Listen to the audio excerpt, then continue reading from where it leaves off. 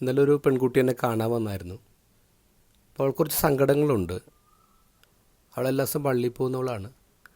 അവളുടെ പ്രാർത്ഥനയും പള്ളിപ്പോക്ക് കണ്ടിട്ട് ആൾക്കാർ അവളെ രണ്ടാമത്തെ മാതാവെന്ന് വിളിക്കുന്നത്. എന്നിട്ട് അവൾ പറഞ്ഞ സങ്കടം, അവൾക്ക് പ്രാർത്ഥിക്കാൻ പറ്റുന്നില്ല, ജപമാല എല്ലാം പറ്റുന്നില്ല.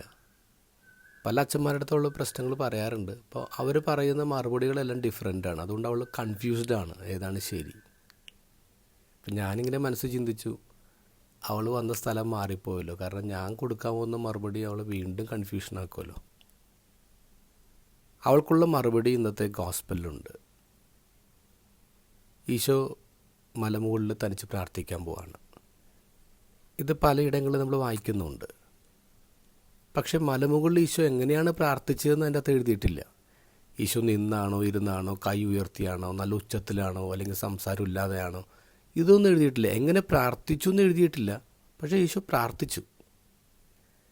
ഇന്നത്തെ ഗോസ്പലിൽ കാണുന്ന മറ്റൊരു കാര്യം, ഈശോ പ്രാർത്ഥിച്ചപ്പോൾ ഈശോക്ക് പല വിചാരങ്ങളാണ്.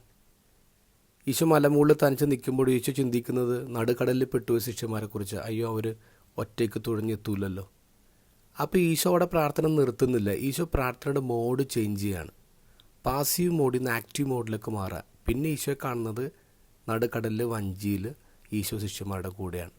പ്രാർത്ഥന കണ്ടിന്യൂ ചെയ്യാണ്. ദൈവത്തോട് റിലേറ്റ് ചെയ്യാൻ ഒരുപാട് വഴികളുണ്ട്. ഓരോ വിശുദ്ധരും അവരുടേതായ രീതിയിൽ ദൈവത്തിലേക്ക് എത്താൻ വഴി കണ്ടുപിടിച്ചവരാണ്. നമുക്ക് മോഡൽസാണ്. അത് നമുക്ക് വേണമെങ്കിൽ അനുകരിക്കാം. പക്ഷേ ചിലർക്ക് ശരിയാവും, ചിലർക്ക് ശരിയാവില്ല. അപ്പം അതുകൊണ്ട് നമ്മൾ നമ്മുടേതായ രീതികൾ കണ്ടുപിടിക്കുക എന്നുള്ളതാണ്. ഇപ്പോൾ പല രീതിയിൽ പല ടൈപ്പിലൊക്കെ നമുക്ക് പ്രാർത്ഥിക്കുക എന്നുള്ളതാണ്.